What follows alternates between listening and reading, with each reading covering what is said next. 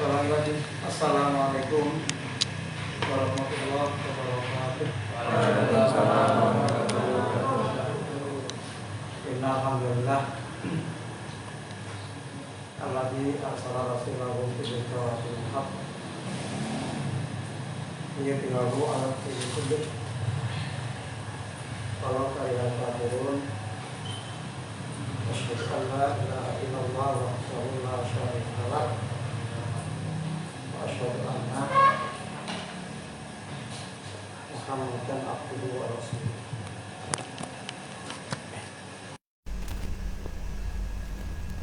Allahumma salli ala Muhammad wa ala alihi wa ashabihi ajma'in. Amma ba'd. Qala ta'ala fi kitabil karim. A'udzu billahi minasyaitonir rajim. Ya ayyuhalladzina amanu wal tandur nafsum ma qaddamat lighad wattaqullah innallaha khabirum bima ta'malun.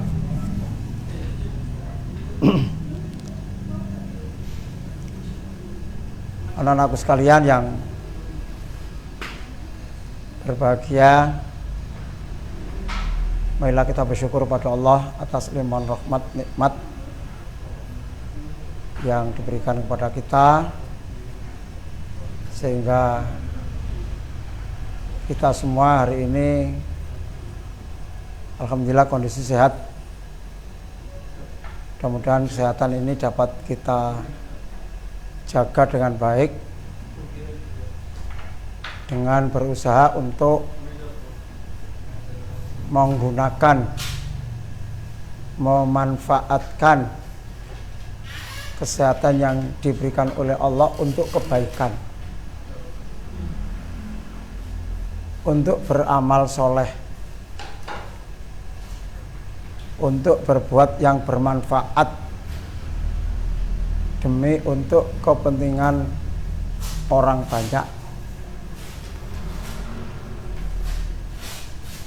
Jangan sampai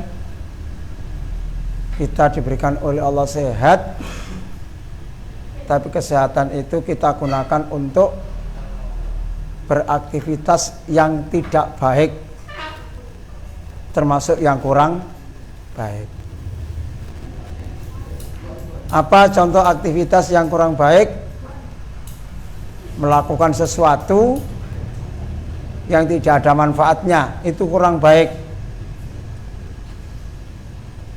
Misalnya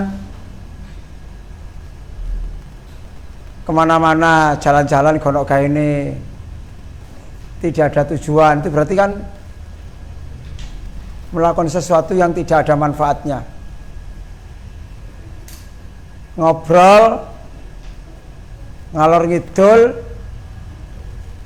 berbicara ke sana kemari, tapi ucapannya, obrolannya tidak ada manfaat. Lah, untuk melakukan sesuatu yang tidak baik, itu tadi yang kurang baik. Yang tidak baik, kesehatan yang diberikan oleh Allah kita gunakan untuk aktivitas yang melanggar tuntunan Allah. Kita gunakan untuk beraktivitas yang aktivitas itu dilarang oleh Allah. Apa contohnya? Ya banyak dalam kehidupan kita. Contohnya membicarakan kejelekan orang, itu jelas dilarang oleh Allah. Melakukan sesuatu yang tidak diizinkan dan bahkan diharamkan oleh Allah, itu termasuk menggunakan kesehatan yang diberikan oleh Allah, tetapi untuk melanggar aturan Allah. Semoga kita tidak seperti itu.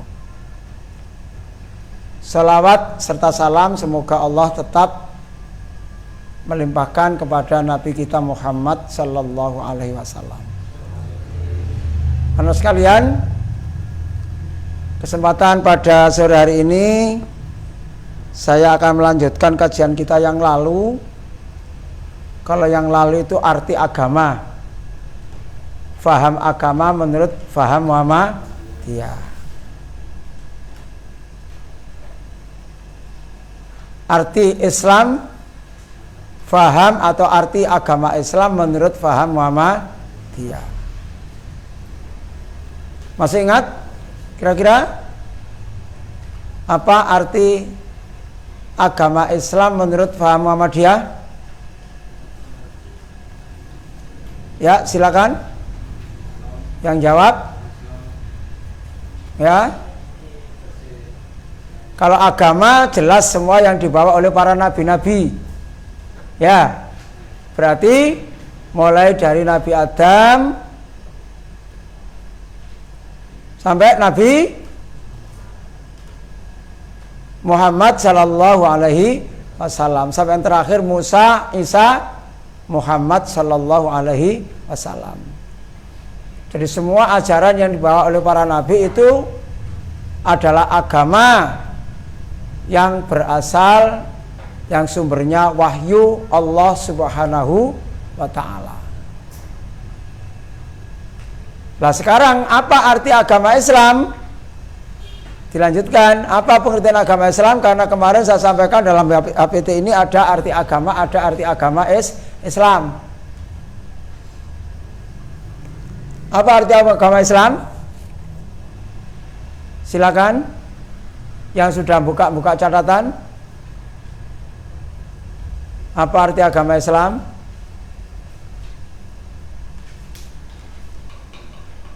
Apa? Ya Zam? Si Fikri, lazim dulu. Apa?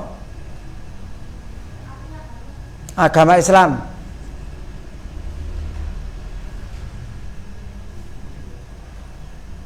Ya, silakan Fikri, Mas Fikri.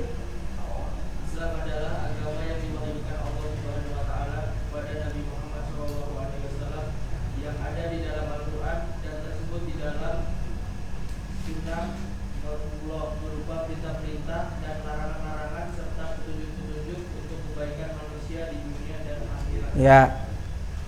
Dan yang terdapat dalam sunnah makbulah.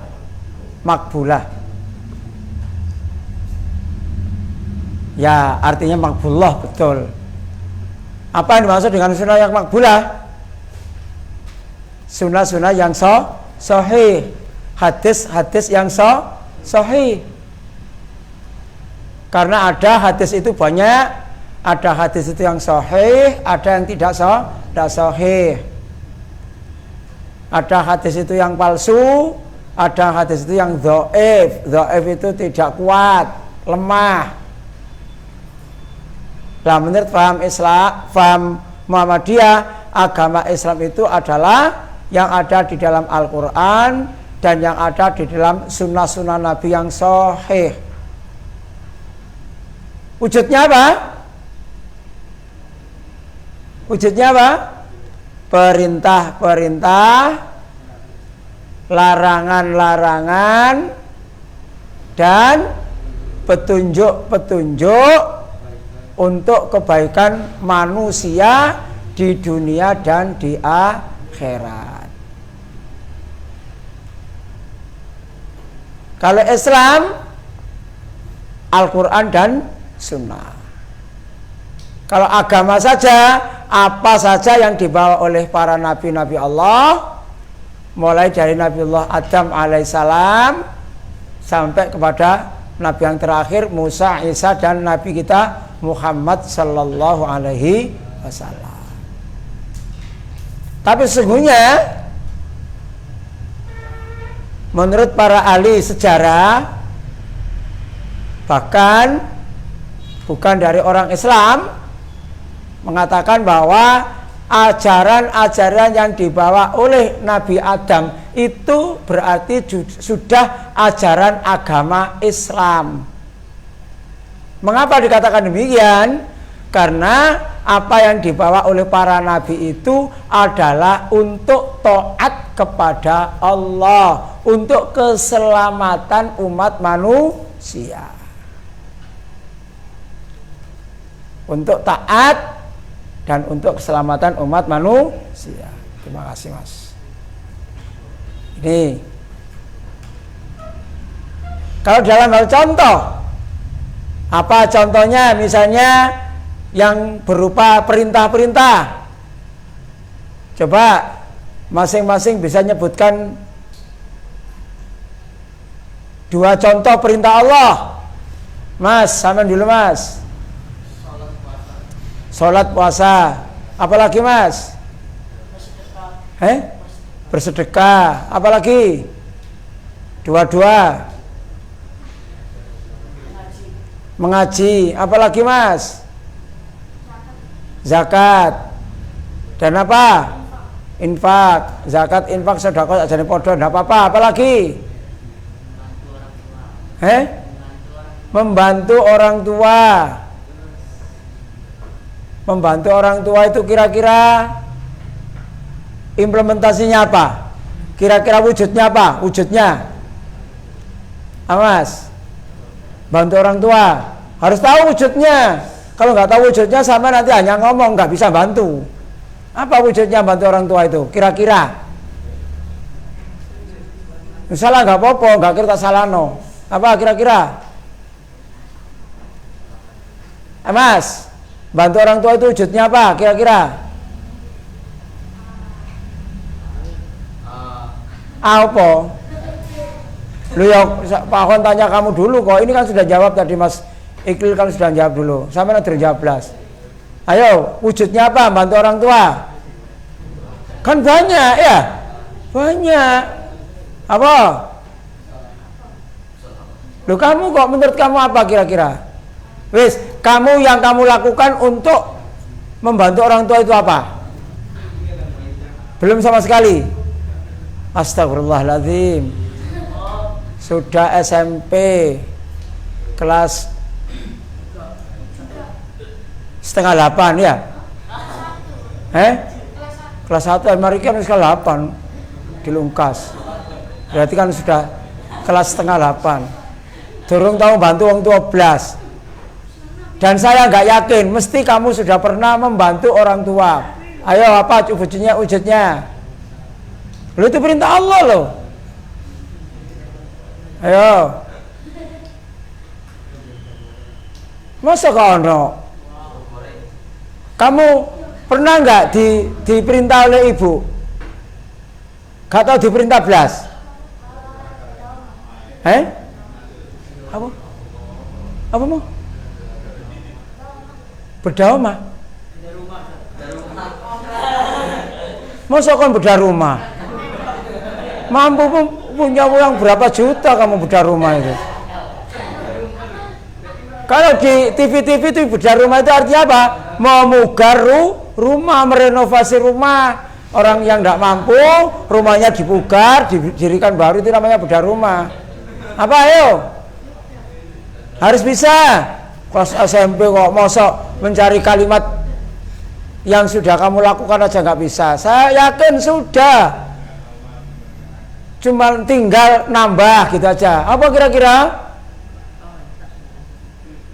Kamu pernah disuruh ibu untuk beli aqua?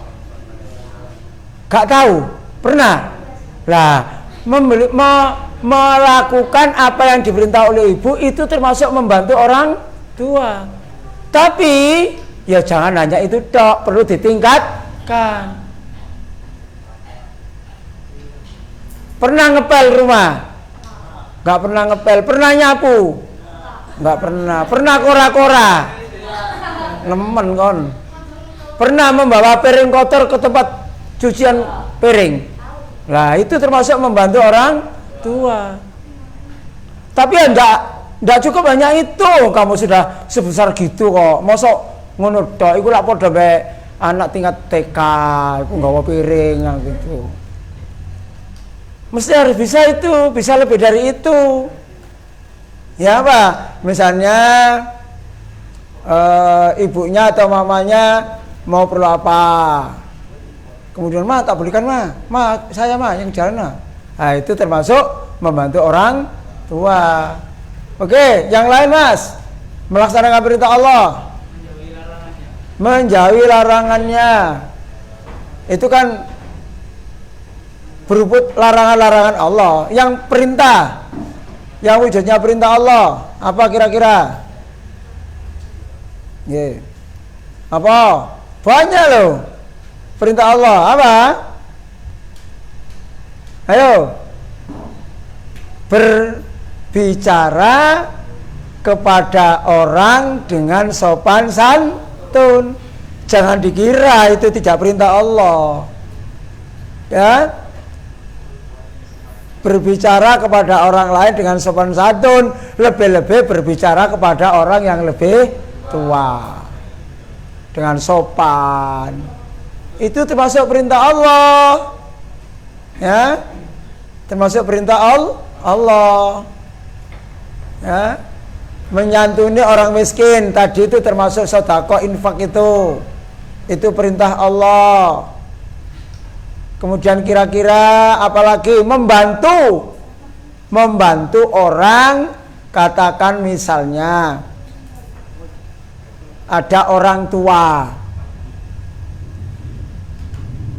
jalan bawa tongkat kedunuk-kedunuk mau menyeberang jalan, lalu sampai seberangno dituntun mbahnya tadi itu sambil mencarikan jalan agar pengendara motor mobil itu sedikit mengurangi gasnya, sedikit berhenti sejenak, lalu sampai untuk menyeberangkan. Itu termasuk melaksanakan perintah Allah. Jangan dikira ya, ketika sampai menerima sebuah nikmat misalnya, lalu mengucap apa? Alhamdulillah. Itu termasuk perintah Allah. Gitu ya. Ketika sampai menerima mau makan, kamu nggak bisa ngambil sendiri, diambilkan oleh orang tua. Diladeni, diambilkan nasinya, diambilkan ikan dan lauknya, kemudian diberikan kamu. Apa yang kamu lakukan? Yang kita lakukan? Terima kasih. Pernah terima kasih sama ibu? Gak tahu kata orang konsum. Zem. Ya. Sampai diambilkan nasi itu harus terima kasih. Terima kasih Bu. Terima kasih Mam. Mama, Mami. Ya. Terima kasih kepada orang yang memberi sesuatu kepada kita, itu juga perintah Allah. Kenapa? Karena berterima kasih, bersyukur itu termasuk bagian dari perintah Allah. Yang berwujud larangan Allah tadi sampean itu. Apa tadi? Ya, menjadi larangan. Contohnya apa? Menjadi larangan. Contohnya apa? Apa? Menjauhi larangan Allah. Apa contohnya? Apa? Enggak ada. Lah iya ada, itu apa kok? Ya, mencuri itu dilarang oleh Allah apa enggak? Dilarang. Berarti menjauhi larangan Allah itu contohnya tidak mencuri. Paham? Ini sandal banyak. Sandal ini kan banyak. Ada sandalnya siapa saja, ya. Lalu sampean keluar.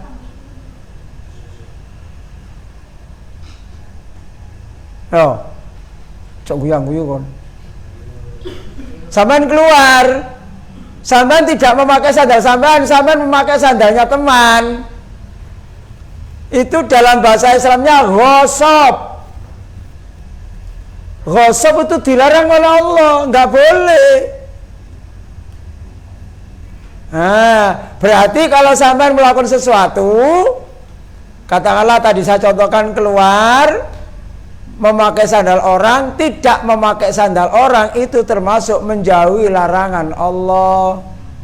Lupa, kebetulan sandal saya di belakang Pak, lah saya butuh cepat, pinjam sandalnya teman, boleh pinjam, tapi harus izin. Mas pinjam sandalnya sebentar ya. Oh iya, itu berarti tidak ghosab itu namanya. Tapi kalau tidak izin kepada yang punya, itu namanya ghosab. Bahasa Jawa yang gasap. Nah, orang yang ghosab itu yang pertama wajib mengembalikan barang miliknya dan tidak merusak. Yang kedua, minta maaf sekaligus menyampaikan terima kasih. Mas, sebenarnya ya, aku mau nyilih sandal sama kita baliknya ya. Ya, matur suwun ya. 3, sepurane ya, pertama sepurane, loro matur suwun. Ya, yang ketiga mengembalikan barang yang dipinjam. Lah, hal-hal itu kecil anak-anak. Ketokane enteng, tapi kalau tidak kita biasakan, kita tidak akan terbiasa untuk menjauhi larangan Allah. Kalau beberapa waktu yang lalu saya menyampaikan kaitannya dengan jaga lesan ya, jaga lidah. Sampai ngomong hati-hati. Supaya apa? Tidak menyinggung perasaan orang lain. Kalau sampai kita menyinggung perasaan orang lain, artinya kita menyakiti hati orang lain. Itu menyakiti hati orang lain itu termasuk larangan Allah. Apalagi menyakiti hati orang tua. Oke, itu sekedar untuk mengingat kembali materi yang kemarin saya sampaikan.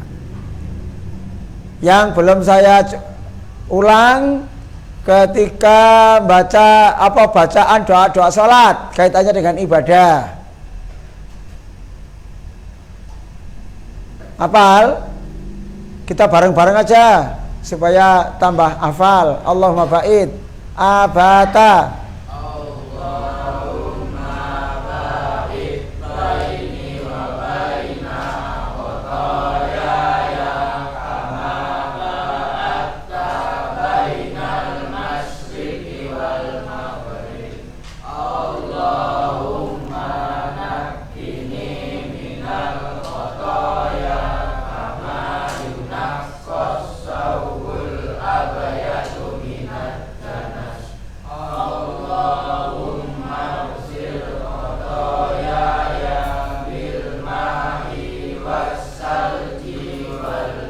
Lanjut doa rukuk dan sujud. Subhanallah.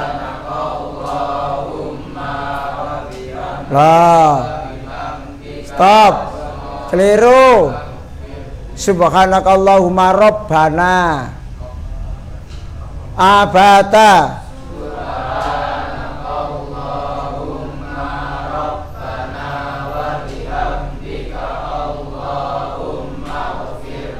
Awas, jangan lupa ya, antara doa kafaratul majelis dengan tasbih ketika rukuk dan sujud itu ada bedanya. Sering dilupakan. Oke. Sami Allah.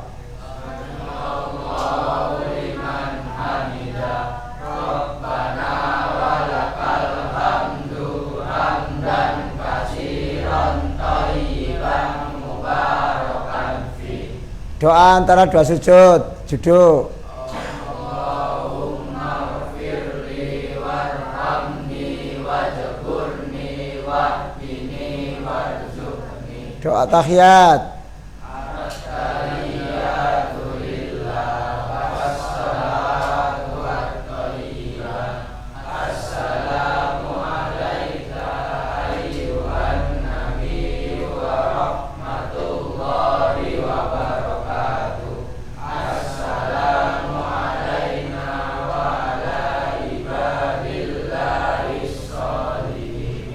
Asyhadu an la ilaha illallah wa asyhadu anna Muhammadan abduhu wa rasuluh. Allahumma sholli ala Muhammad wa ala ali Muhammad kama shallaita ala Ibrahim wa ali Ibrahim wa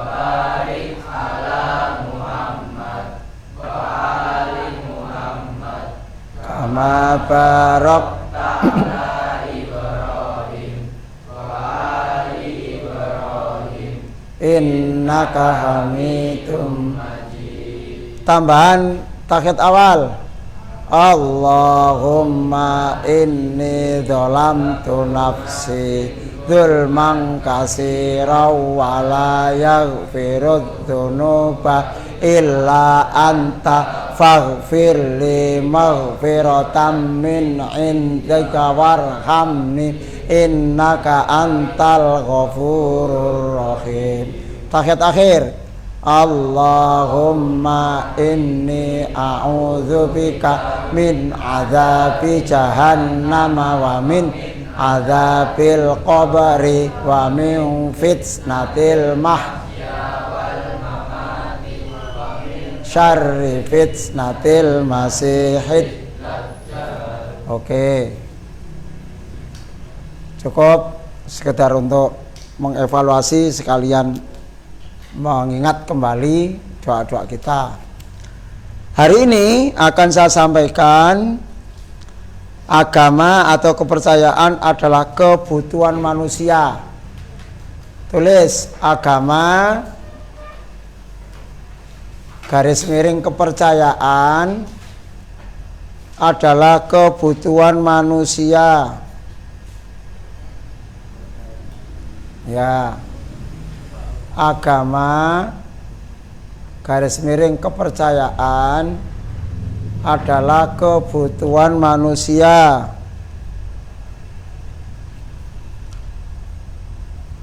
Catatannya nomor 1,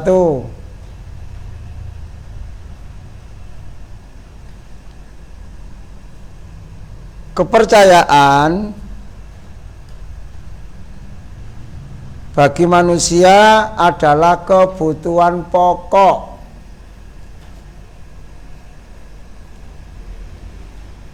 Kepercayaan bagi manusia adalah kebutuhan pokok.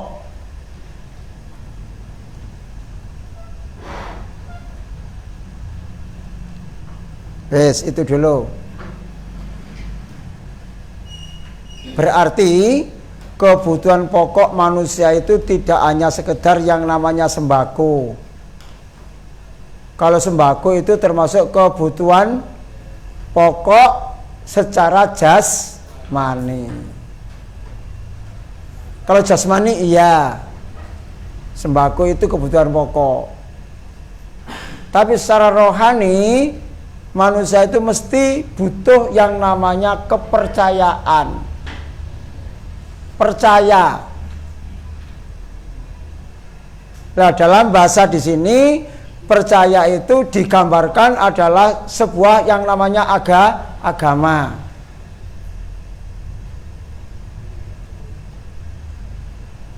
Sampai percaya enggak? Setelah ini nanti ada datang waktu maghrib. Percaya enggak? Percaya. Sampai percaya enggak bahwa satu ketika nanti kita juga akan mati? Percaya enggak?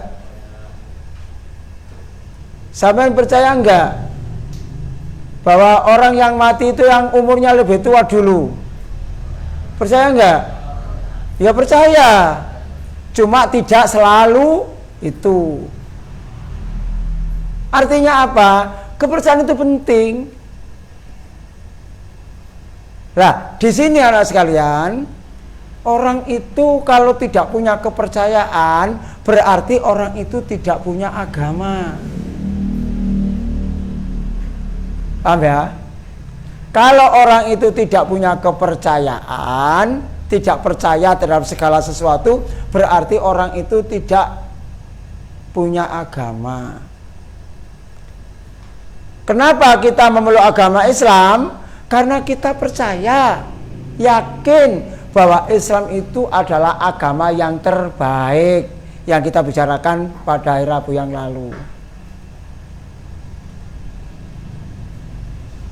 Ya. Percaya enggak bahwa nanti itu ada yang namanya surga dan neraka? Percaya. Orang yang tidak beragama yang orang bilang orang ateis, ateis itu tidak bertuhan, tidak beragama, ya, karena tidak beragama, tidak bertuhan, maka mereka tidak punya Tuhan. Tetapi sesungguhnya mereka yang mengatakan, yang mengaku orang ateis yang tidak percaya pada Tuhan, itu sesungguhnya mereka masih punya kepercayaan yang lain.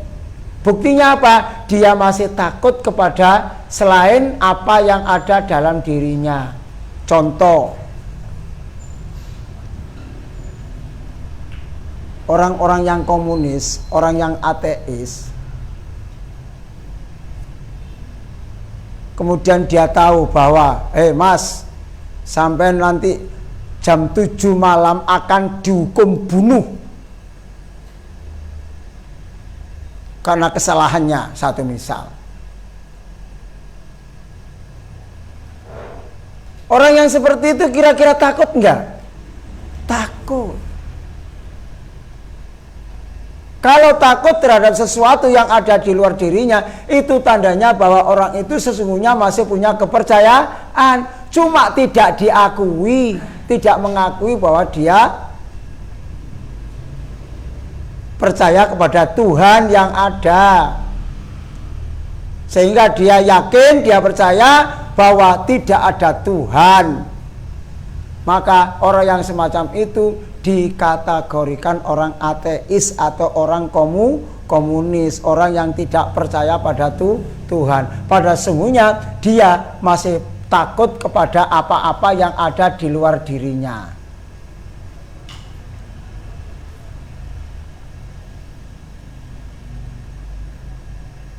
Sampai jalan di tengah malam hari sendirian dalam kondisi sepi, tidak ada orang. Apakah itu di tengah hutan atau apa? Kira-kira merasa takut enggak? Mesti ada rasa takut.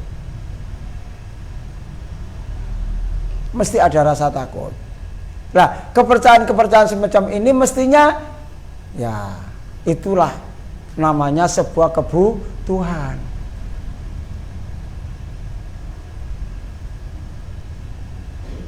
Sampai melakukan sesuatu, apa yang sampai lakukan itu ada janji Allah atau janji Tuhan atau janji siapa, bahwa kalau melakukan ini akan mendapatkan ini, tapi kalau melakukan ini akan mendapatkan malapetaka ini.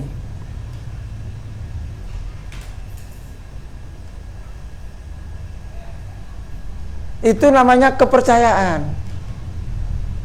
Makanya anak sekalian, dengan kepercayaan itu akan timbul, akan melahirkan nilai-nilai. Nilai-nilai dalam hal ini adalah nilai-nilai peradaban. Peradaban itu apa? Gampangnya ya toto kromo.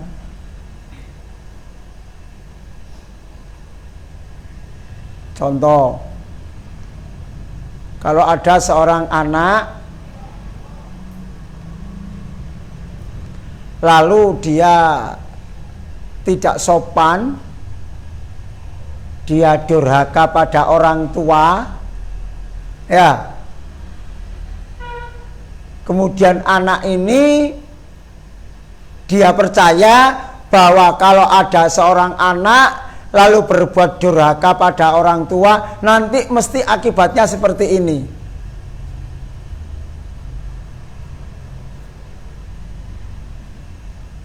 Karena dia yakin bahwa kalau ada anak berbuat durhaka pada orang tua akan menyebabkan hidupnya akan seperti ini, maka akhirnya timbul nilai. Nilai apa? Nilai menghargai orang tua, nilai hormat pada orang tua, nilai berbuat sopan santun kepada orang tua.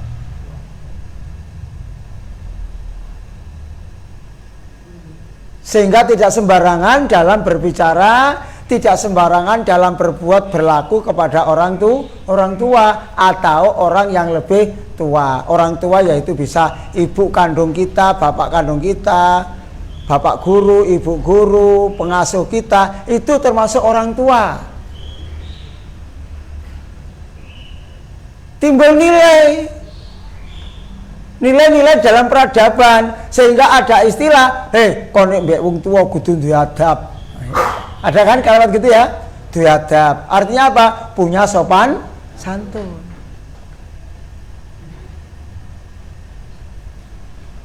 Kepada orang, para donatur, kepada orang yang suka memberikan kita harus punya adab. Apa adabnya? Menghargai. Salah satu harganya apa? Kalau pada Allah mengucapkan alhamdulillah, pada orang sesama manusia kita berterima kasih. Dan tentunya tidak hanya terima kasih. Terima kasih kan ucapan lisan kita, tapi bagaimana bentuk perbuatan kita terima kasih itu?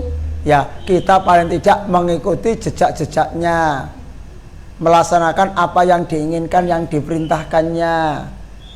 Ya, kita terima kasih pada orang tua kita, Bu, Pak, terima kasih Bu ya, saya disangoni, terima kasih saya dikasih makan, terima kasih saya dibelikan pakaian. Lah, bentuknya apa?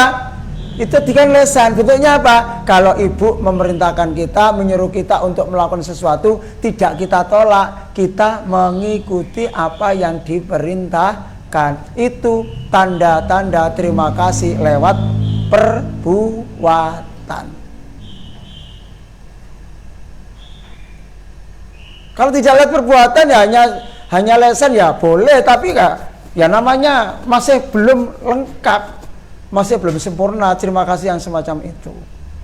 Oke, jadi timbul apa namanya? Timbul nilai-nilai dan budaya atau peradaban. Ini. Yang nomor 2 catatannya.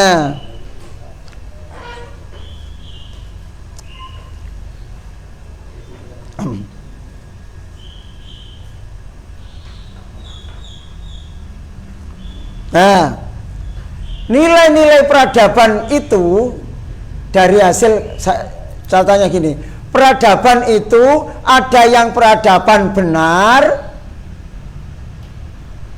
nilai-nilai benar, dan ada yang nilai-nilai tidak benar. Catatan nomor 2. Nilai-nilai itu ada yang benar, ada yang tidak benar.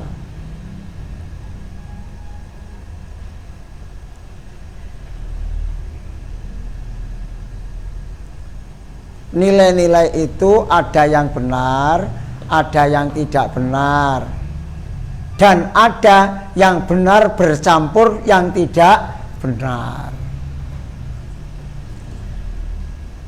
Nah, itu begini anak-anak, kalau kita yakin dan percaya terhadap sesuatu, kalau kepercayaan itu benar, tentu akan menimbulkan nilai-nilai kebenaran.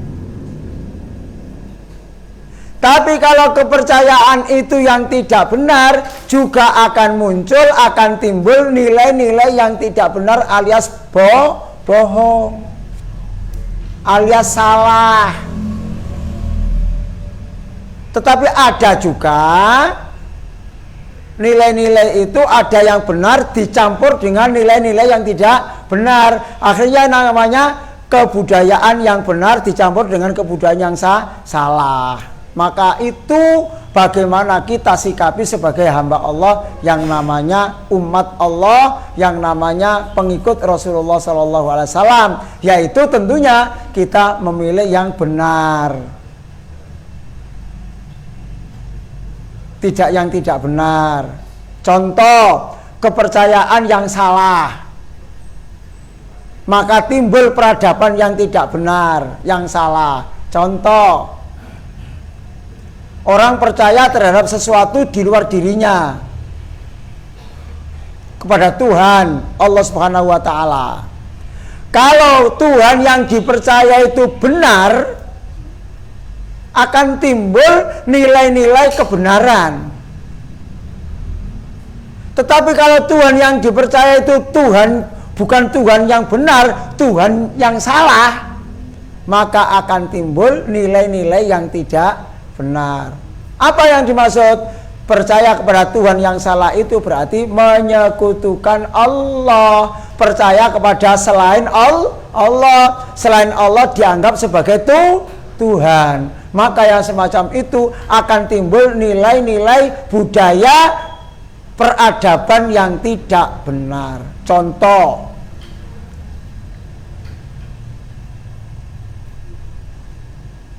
sampai pernah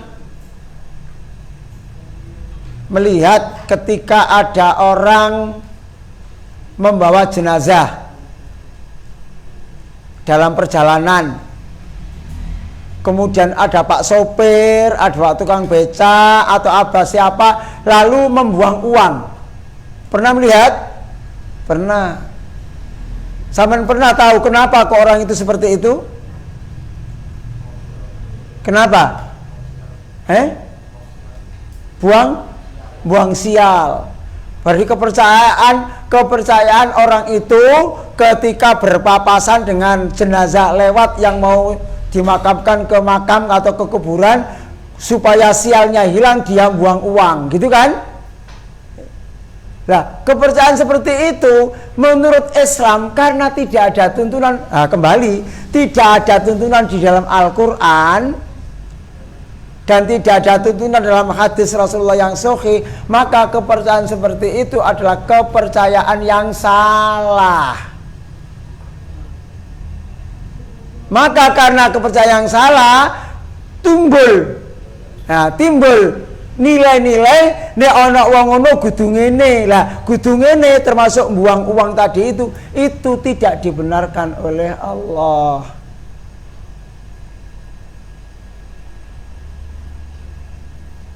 Surat Al-Maidah ayat 3 Allah berfirman, "Hurrimat alaikumul maitatu waddamu walahmul khinzir wa ma uhilla li ghairillahi bih."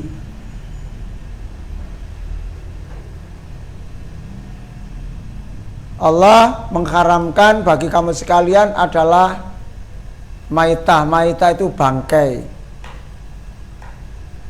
Semua bangkai haram kecuali dua bangkai. Bangkai apa? Belalang dan bangkai ikan.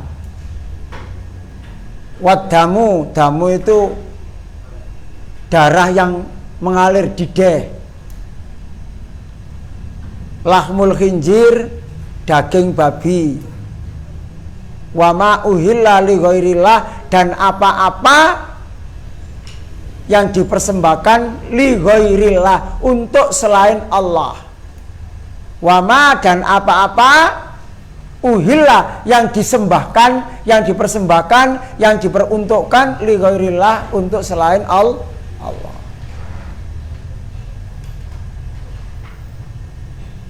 Kalau buang uang ketika berpapasan dengan jenazah yang akan dimakamkan, lalu punya kepercayaan bahwa itu buang sial, itu berarti sesuatu yang ditentukan tidak atas dasar wahyu Allah.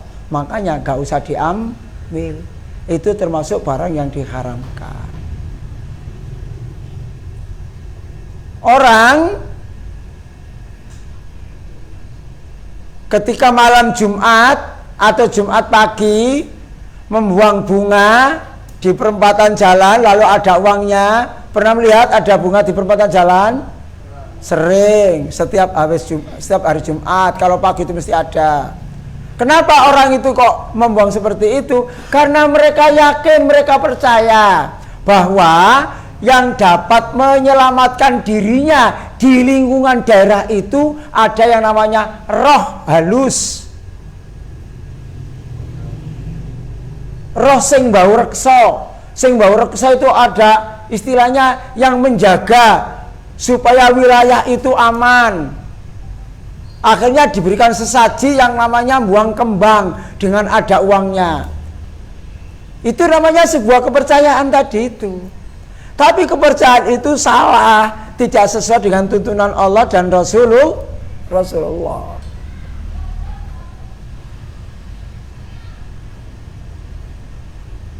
Karena tidak sesuai dengan tuntunan Allah dan Rasulullah, maka seperti itu tidak bisa kita pilih. Kita memilih kepercayaan yang benar. yang ada tuntunan dari Allah dan Rasulnya Muhammad Sallallahu Alaihi Wasallam. Tuh, ada Pak, kalau tadi saya nyatakan, ada kepercayaan yang timbul nilai-nilai benar dan salah bercampur jadi satu. Contohnya apa? Buang kembang tadi itu kan salah. Tapi mengucapkan Bismillahirrahmanirrahim, nah, ada kan? Itu salah dicampur dengan kebenaran.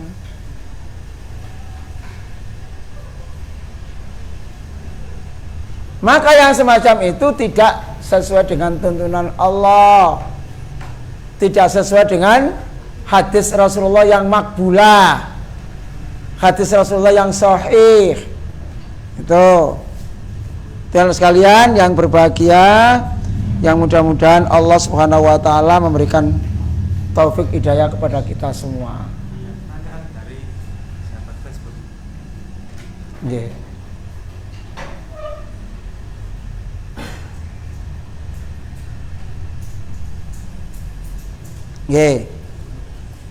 Oke. Ini ada pertanyaan, bentar. Ada pertanyaan dari seorang ibu namanya Bu Sriwati ya. Ini. Ustaz tanya, apakah masuk musola juga boleh sholat sunat tahiyatul masjid sebagaimana yang dilakukan bila kita masuk masjid? Anak-anak, pengertian masjid itu kalau menurut pengertian umum di Indonesia, masjid itu ada beberapa macam. Ya, ada masjid itu yang mengatakan bahwa yang namanya masjid itu yang digunakan untuk sholat 5 waktu dan digunakan untuk sholat Jumat. Paham? Digunakan sholat 5 waktu dan digunakan sholat Jumat, itu dinamakan masjid. Ya. Tapi ada yang mengatakan di sebuah perusahaan itu juga ada masjid. Kadang di perusahaan itu masjid itu digunakan untuk sholat 5 waktu, iya. Tapi kadang-kadang ketika hari libur itu tidak di Jumatnya, hari libur tidak digunakan sholat Jumat. Karena apa? Karena karyawannya libur semua.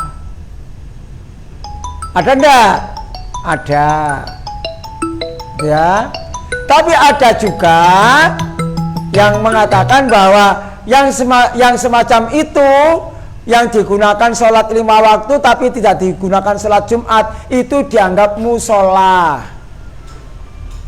Diberi nama musola, tempat sholat. Tapi menurut Al-Quran, menurut hadis Rasulullah Sallallahu Alaihi Wasallam, yang namanya masjid itu setiap bumi Allah. Setiap bumi Allah.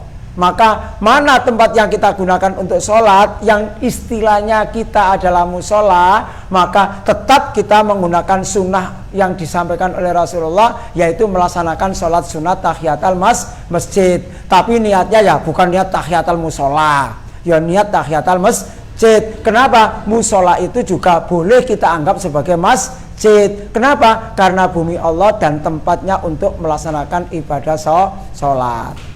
Jadi kalau misalnya kita masuk musola, kemudian kita melaksanakan sholat tahiyatul masjid, ya tetap boleh, tidak apa-apa. Cuma bukan niat saya tahiyatul musola, enggak, ya tetap tahiyatul masjid, karena musola dan masjid itu sesungguhnya sama fungsinya, untuk beribadah kepada Allah. Gitu ya. Ini anak sekalian. Bu Sri ya, saya kira itu yang jawaban saya, mudah-mudahan bisa dimaklumi gitu ya. Ini kemudian gini lagi ya anak sekalian, kalau sudah saya lanjutkan bahwa nilai-nilai peradaban tadi itulah yang kita kenal dengan tadi yang nama awal tadi, yang namanya agama. Kalau orang itu taat beragama, mengikuti dan percaya kepada kepercayaan yang bagus, yang benar, lah kembali yang namanya benar itu menurut apa? Kategorinya bagaimana? Ukurannya apa? Standarnya apa benar itu? Benar itu standarnya menurut HPT ini adalah apa yang ada di dalam Al-Quran dan Sunnah yang makbulah, Al-Quran dan hadis Rasulullah yang sahih. Mengapa? Karena apa yang dikatakan benar oleh manusia belum tentu benar menurut Allah. Yang lalu sudah saya contohkan kan, ya, kaitannya dengan kita bicara masalah persiapan sholat, menutup aurat, ya, aurat laki-laki dengan aurat perempuan beda kan? Tetapi apakah kemudian kalau kita sudah menutup aurat laki-laki, kemudian masih tidak sopan, apakah itu juga boleh kita lakukan? Kalau mengatakan boleh, saya boleh saja. Tapi itu namanya tidak sempurna, sekaligus tidak bersyukur atas nikmat Allah yang bisa diberikan oleh Allah kemampuan membeli baju. Kok gak gaya kelambi, sholat sampai sarungan tok dari dada sampai ke lutut. Pemain sepak bola, ya, aurat laki-laki itu dari pusat, ya, atasnya pusat sampai ke lutut. Tapi kebanyakan pemain sepak bola itu celananya di atas lutut, nggak sampai ke bawah. Kenapa? Yang lalu kan sudah saya sampaikan, yang punya bakat futsal kembangkan. Soporong kok sampai jadi pemain dunia, pemain nasional, pemain dunia, kemudian sampai jadi pengurusnya pemain organisasi sepak bola, lalu bisa memikirkan usulan bagaimana kalau seragamnya, kostumnya sepak bola itu celananya sampai ke bawah. Kan boleh. Perkara nanti diterima atau tidak, ya nanti. Yang penting bisa punya usul untuk kebaikan. Ini namanya kita bagaimana untuk bisa menjadi orang yang baik, punya nilai-nilai yang bagus menurut Al-Quran dan Sunnah Rasulullah Sallallahu Alaihi Wasallam. Anak sekalian yang berbahagia, catatan yang nomor 3, tadi kan baru nomor 2, sekarang yang nomor 3, anggap aja 6 terakhir. Agama yang benar adalah yang mempercayai kebenaran mutlak. Jadi agama yang benar itu adalah agama yang mempercayai kebenaran mutlak. Artinya apa? Kebenaran mutlak itu kebenaran yang tidak akan ada salahnya, gitu aja. Mutlak. Siapa kira-kira kebenaran mutlak itu? Tuhan. Tuhan itu adalah kebenaran mutlak yang mencipta dan mengatur alam semesta, dunia akhirat.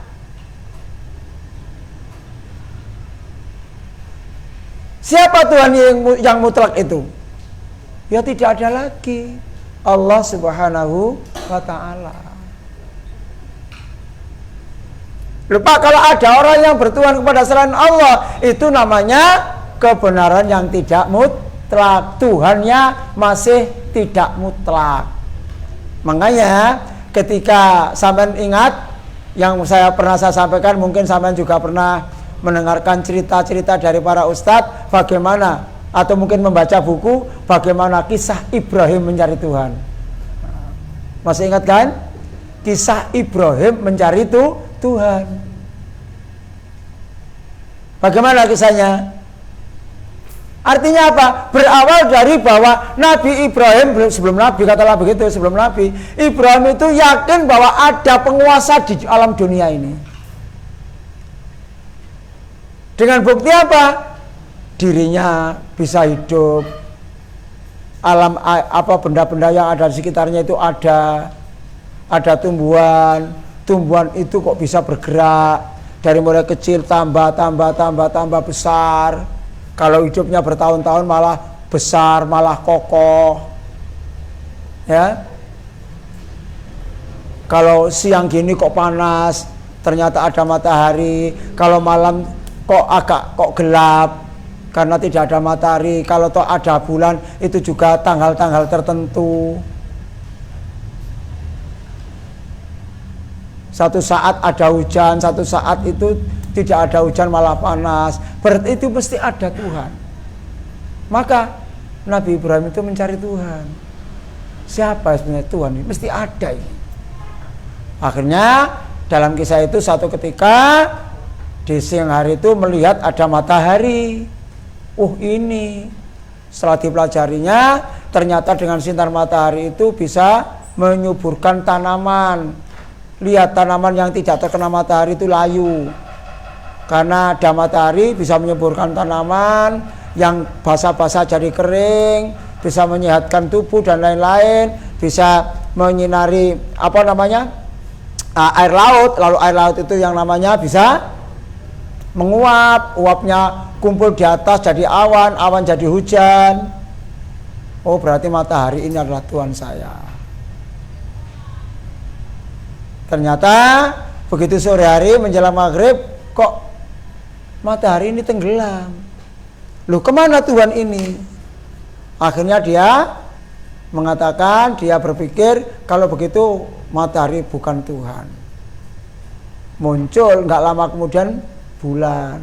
Oh, ini bisa menerangi dunia dan rasanya tidak panas, maka bulan inilah Tuhan saya. Ternyata menjelang pagi bulan itu juga tenggelam.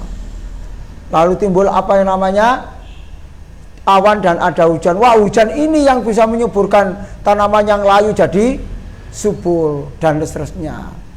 Akhirnya kisah cerita singkat, ternyata bukan itu Tuhan itu. Lalu mendapatkan sebuah wahyu. Sebuah wahyu adalah firman dari Allah, sesungguhnya matahari itu bukan Tuhan, bulan bukan Tuhan, gunung juga bukan, hujan juga bukan Tuhan. Karena matahari, bulan, gunung dan semuanya itu ada yang menciptakan. Yang menciptakan itulah yang namanya Tuhan yang sesungguhnya. Siapa dia? Allah Subhanahu wa ta'ala. Karena Tuhan itu Allah Subhanahu wa ta'ala, dan Tuhan itu ya tentunya tidak sama dengan yang lain. Mukhalafatul lil hawadisi. Dan tidak ada Tuhan pembaruan. Ya, Tuhan itu tidak sama dengan yang lain, dan tidak ada Tuhan yang wujud baru, wujud lama, tidak ada. Kalau ada wujud lama, wujud baru, itu bukan Tuhan, itu namanya makhluk. Sekitar 12 tahun yang lalu, Azam itu masih kecil, baru keluar dari perut ibu, oek-oek gitu. Sekarang sudah besar, sudah SMP. Berarti itu bukan Tuhan. Tuhan itu tidak sama dengan yang lain dan tidak bisa dilihat.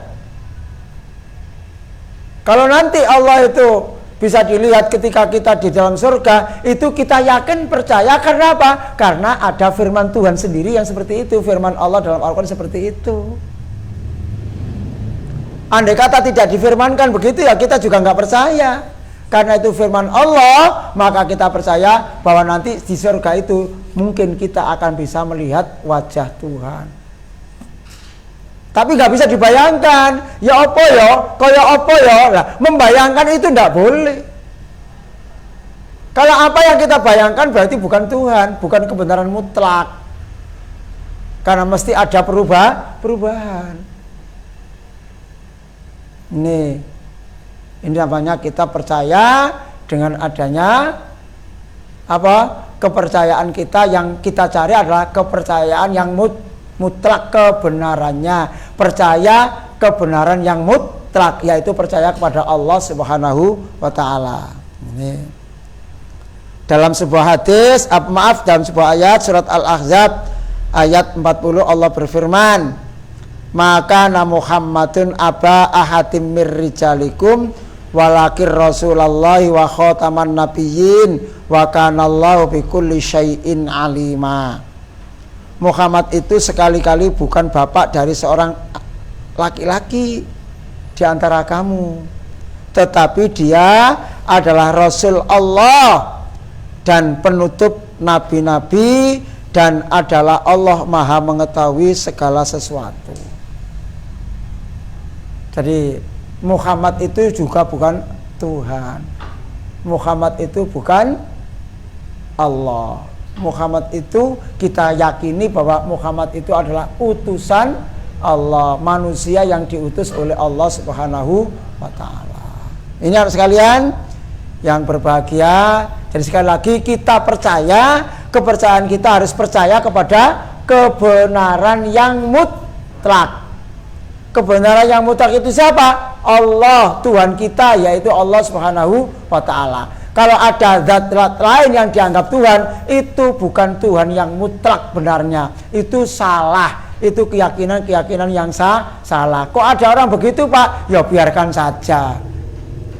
Kita nasihati dengan baik, kita dakwai dengan bagus. Kalau toh tidak percaya, sudah biarkan saja. Yang penting kita tidak ikut-ikutan. Itu kita tidak ikut-ikutan. Itu namanya kita percaya, kita meluruskan kepercayaan kita agar kepercayaan kita itu kembali kepada kebenaran yang mutlak, yaitu kepada Tuhan Allah Subhanahu wa ta'ala. Dengan percaya kepada Tuhan Allah Subhanahu wa ta'ala, niscaya Allah akan memberikan aturan-aturan yang sudah kita bicarakan kemarin. Aturannya itu ada yang namanya perintah, ada yang namanya larangan, ada yang namanya petunjuk-petunjuk. Untuk apa? Tidak ada lagi kecuali untuk kebaikan manusia di dunia dan di akhirat. Kebahagiaan manusia di dunia dan di akhirat. Begitu anak sekalian yang berbahagia. Mudah-mudahan ada manfaatnya bagi kita semua. Ada yang tanya, silakan. Ada yang tanya? Nggak ada? Oke. Semoga Allah meridhai, semoga Allah memberi barokah ilmu yang kita dapatkan pada hari ini. Kurang lebihnya mohon maaf. Nasrun minallah wa fathun qarib. Subhanakallahumma wa bihamdika asyhadu an la ilaha illa anta astaghfiruka wa atubu ilaik. Assalamualaikum warahmatullahi wabarakatuh.